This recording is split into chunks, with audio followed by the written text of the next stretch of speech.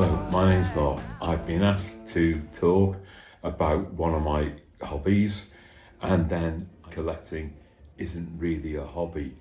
I think it's more like an addiction. I've been looking at how many records I've got, and I must have over 1,000 records.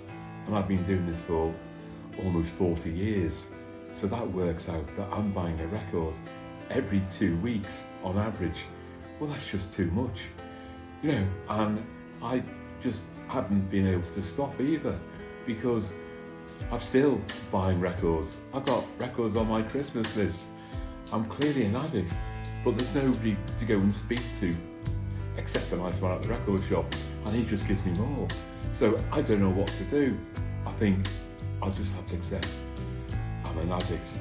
Yeah, I've sometimes thought about how did I start this record collecting, and because obviously, Beatles. Everybody says you're from Liverpool.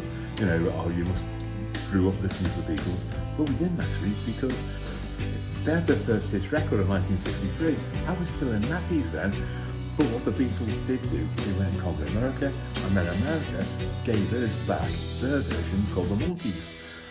It was a TV show in the 1960s, and my mum could see that we were really quite keen on this, so she buys me the second Monkees album from the local electrical shop in the village. And I've still got it.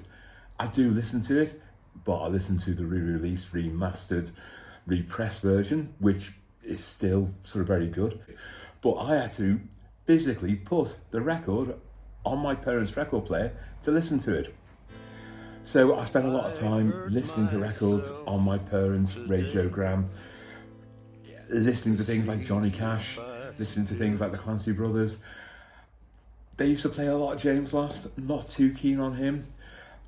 Then I then got myself a job when I was about sort of 13, 14 as a kitchen porter. And I actually went out and I was able to buy myself a record player. Well, that was the start of the addiction full time then, wasn't it?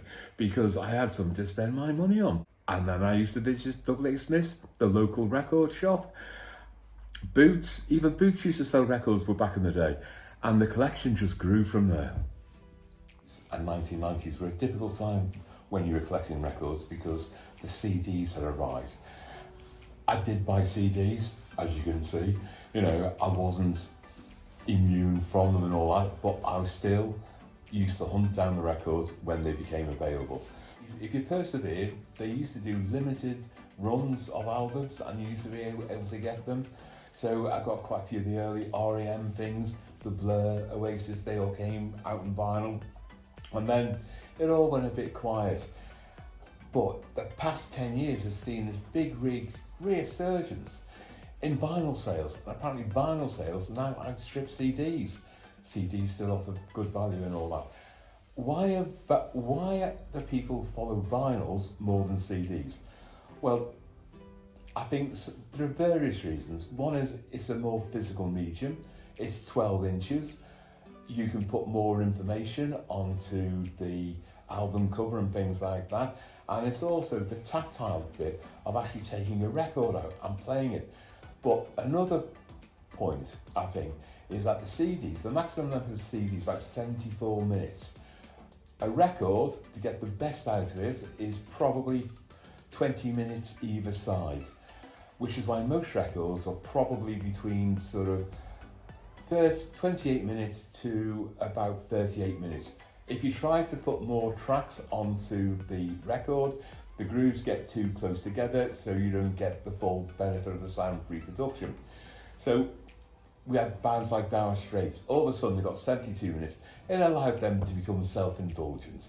They had to fill the whole record. Fleetwood Mac Rumours clocks in at probably 38 minutes. Dire Straits, who listens to Brothers in Arms now? It goes on forever. Anyway, and if you buy it on vinyl, you get 2 records. So that means you're up and down all the time changing. And the other thing is, well, I think it's been proven that people's attention span is probably best for 20 minutes, which is the length of one side of a record. So records fit the human psyche. which is why more and more people are just buying them now. So now it's almost like it's like another golden age for collecting vinyl.